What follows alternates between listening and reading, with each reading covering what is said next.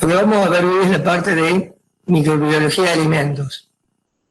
Vamos a ver fundamentalmente algunas características generales de la microbiología de alimentos.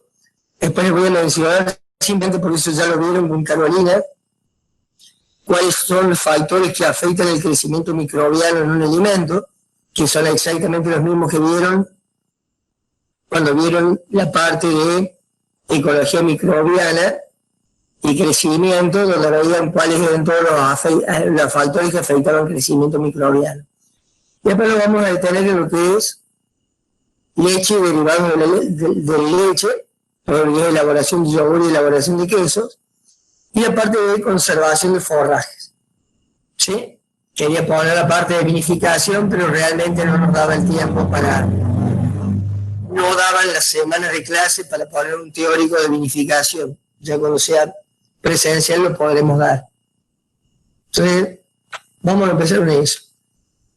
¿De qué trata la microbiología de alimentos? Son todos aquellos procesos microbiológicos que van a influenciar de alguna manera las características de un alimento, ya sea para la producción o para la conservación de los alimentos, tanto para humanos como para animales. ¿Qué aspecto tenemos que tener en cuenta? Que los microorganismos pueden actuar como productores de alimentos, que los microorganismos pueden actuar como agentes que deterioran el producto alimentario y que los microorganismos pueden actuar como agentes que son capaces de transferir o transmitir alguna enfermedad o alguna toxicidad a través del alimento. Todos los microorganismos que participan en la producción de alimentos lo hacen a través de un mecanismo fermentativo, que puede ser a través de la fermentación láctica, principalmente, o una fermentación alcohólica, que serían los dos tipos de fermentaciones que están directamente relacionadas a la producción y conservación de alimentos. Cualquiera de las dos fermentaciones van a producir una disminución del pH, mucho más marcada en la fermentación láctica y en la fermentación alcohólica. Esa disminución de pH me va a afectar en primer lugar la capacidad de supervivencia de los microorganismos. ¿Por qué? Porque la mayoría de las bacterias sobreviven muy bien a pH cercanos a la neutralidad. Entonces, mientras yo más baje el pH, más difícil va a poder ser que estos microorganismos puedan estar confortablemente en el medio. Ahí me va a poder aparecer una contaminación de origen fúngico. Pero voy a controlar bastante las contaminaciones bacterianas, que son las que son más problemáticas, salvo por el tema de los hongos con la producción de micotoxinas. Hoy el tema de la aflatoxina en alimentos es un tema bastante preocupante, porque se ha comprobado que hay numerosas enfermedades fúngicas en cultivo que terminan transmitiendo toxinas o micotoxinas en el producto alimentario. Esa disminución de pH produce la acumulación de ácido orgánico de cadena corta, porque va a conducir a procesos de lipólisis que me los van a romper los ácidos grasos del alimento y ácidos grasos de cadena corta. Esos ácidos grasos de cadena corta normalmente están relacionados con características organolépticas del alimento, lo que sería el olor, el aroma, el sabor del alimento. Y por otro lado, ese descenso de pH va a producir una acumulación de compuestos antibacterianos, que es un poco lo que les hablaba Ezequiel, el teórico anterior, que van a producir un control de agentes patógenos que los pueden contaminar el alimento. ¿Sí? Eso produciría un aumento de la vida útil del alimento y sobre todo sería importante porque me va a producir un aumento de vida útil en góndola, que va a mejorar la preservación del alimento en góndola. ¿Estamos? Entonces, ese sería el mecanismo de lo que nosotros vamos a ver, donde la actividad microbiana de alguna manera, actuando a través de un proceso fermentativo, me va a favorecer la producción o la conservación del alimento. ¿Cómo actúan los microorganismos como agentes del deterioro de alimentos? Normalmente, cuando nosotros vemos un alimento deteriorado, en la superficie de ese alimento o en el interior del alimento va a haber una población muy grande de microorganismos, muy heterogénea. Voy a tener bacterias, voy a tener hongos, voy a tener distintos tipos de bacterias. Por las características intrínsecas y extrínsecas del alimento, sobre ese alimento solamente van a poder proliferar algún tipo de bacterias. O sea, me va a ir disminuyendo la cantidad de microorganismos que crecen sobre el alimento. Y obtener una población mucho más homogénea.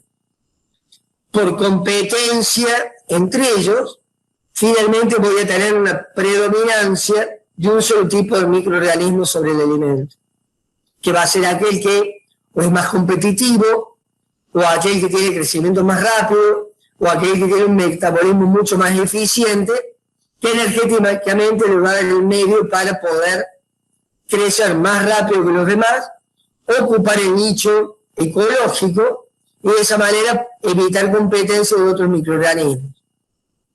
Un poco lo que les hablaba Ezequiel, la clase anterior, de los microorganismos PGPR como agentes de control biológico, lo que hacen es cubren rápidamente el nicho ecológico, impidiendo el desarrollo de los demás. Acá va a pasar lo mismo. Ese alimento va a ser contaminado por aquel que tiene mayor capacidad competitiva con respecto al resto de los microorganismos que estaban originariamente sobre el alimento.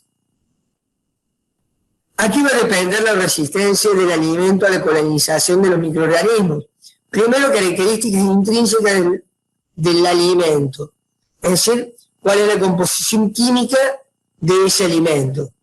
Segundo, al tratamiento al cual ha sido sometido ese alimento, que ese tratamiento, ya sea una pasteurización, una ultrapasteurización, un calentamiento, una acidificación, un salado, ¿sí? Me va a alterar este gran grupo de microorganismos, reduciendo de esa manera la población que llega a desarrollarse sobre el alimento.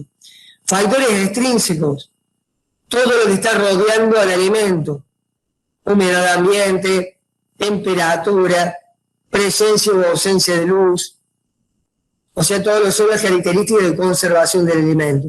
Y factores implícitos son los que van a surgir de la interacción que hay entre todos estos organismos que crecen sobre el alimento. Las interacciones que pueden ser sinérgicas, antagónicas, competitivas, que va a hacer que vaya predominando un microorganismo sobre el resto de los que estaban sobre el alimento. ¿Estamos? ¿Cómo actúan los microorganismos como agentes patógenos transmitidos por el alimento? Esos microorganismos pueden producir una infección alimentaria cuando comemos el microorganismo, o pueden producir una intoxicación alimentaria cuando comemos una toxina producida por el microorganismo. O sea, yo puedo directamente ingerir el microorganismo porque estaba directamente en el alimento. Es lo que hacen muchas personas cuando limpian un poquito un queso contaminado con penicillium o con aspergillus o un tomate, y no se dan cuenta que por dentro del alimento todavía hay micelio del hongo. Entonces ahí están consumiendo el hongo propiamente dicho.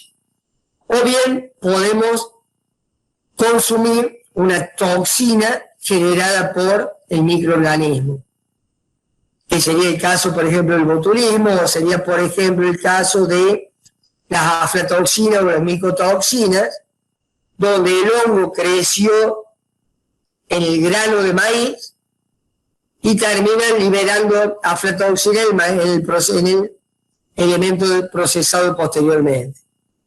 En cualquiera de los dos casos, para que haya una transmisión de la enfermedad, necesito primero gran cantidad de microorganismos para colonizar mi intestino. Y si yo consumí el microorganismo, sea capaz de realizar una multiplicación grande, como para poder de esa manera competir con los microorganismos que hay a nivel intestinal.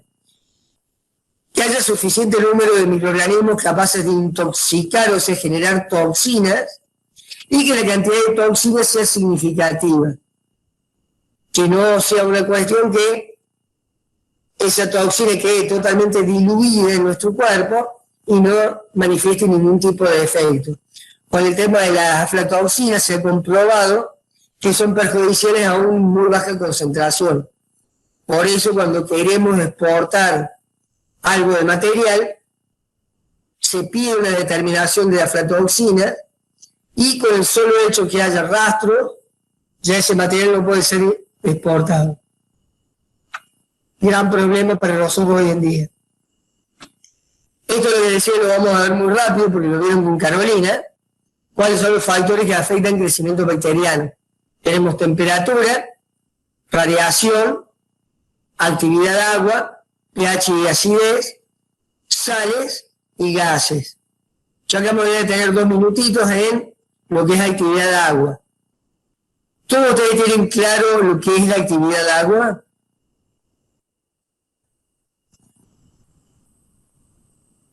¿Alguien lo tiene claro eso? ¿Qué es la actividad de agua?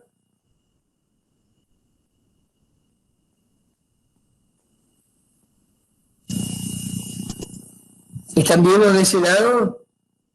Sí, profe, por lo menos yo lo tengo claro. Mira, ¿qué es actividad de agua? ¿Cómo me lo definís? Como disponibilidad. La disponibilidad de agua es una bacteria para producir sus actividades.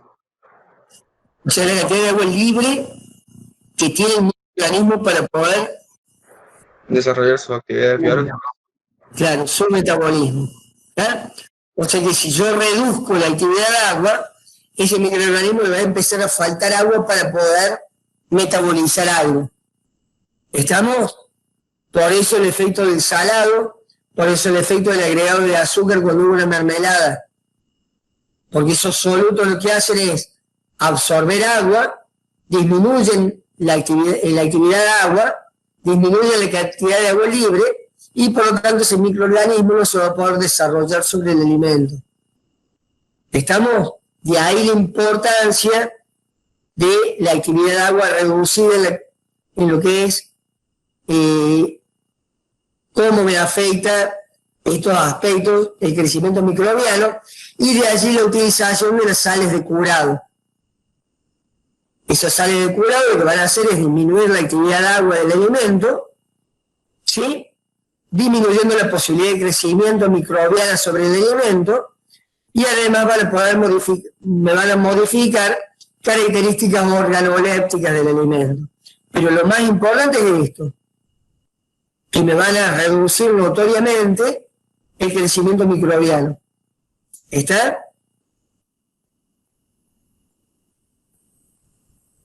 Bien. Acá tenemos un cuadrito para que vean los distintos tipos de microorganismos que pueden aparecer actuando sobre un alimento. Tenemos bacterias productoras de pigmentos. Habíamos visto, por ejemplo, el caso de los Streptomyces, que producían distintos tipos de pigmentos, ¿sí?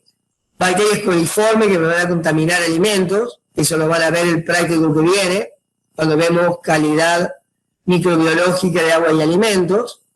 Bacterias lácticas para lo que es conservación y producción de alimentos, bacterias acéticas para lo que es conservación de alimentos, bacterias butíricas para lo que es echar a perder un alimento, bacterias propiónicas también son contaminantes, proteolíticas que me van a tener una actividad proteolítica sobre el alimento y esa degradación de proteínas del alimento me van a afectar de alguna manera positiva y o negativamente las características organolépticas del alimento, lo mismo las lipolíticas, sacarolíticas, las que me van a hidrolizar azúcares simples, ¿sí? Pectinolíticas, las que van a actuar sobre la fruta, por ejemplo, que son muy ricas en pectinas, termófilas y termodúricas, que me actúan sobre lo que es la conservación y la producción de alimentos.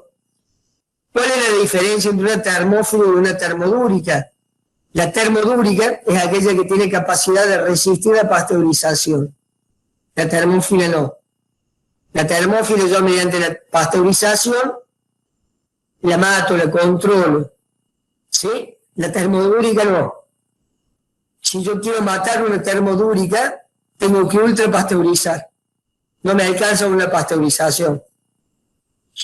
Por eso ven que la leche pasteurizada tiene cierta carga microbiana. Y si yo una leche pasteurizada la dejo al aire libre durante 3 o 4 días, ¿qué pasó? Al tomar temperatura, aumenta el crecimiento bacteriano en forma exponencial, me acidifica la leche y le corta. ¿Está? En cambio, si yo dejo una leche ultra pasteurizada fuera de la heladera, cuya carga microbiana es muy bajita, esa se puede mantener durante un cierto periodo de tiempo sin ser alterada. Está la diferencia de lo que es una termodúrica y una termófila. Psicotróficas son las que toleran temperatura de heladera, ¿sí? Halófilas, las que necesitan un medio salino para poder crecer, y sacarófilas son las que tienen que crecer en un medio rico en hidratos de carbono.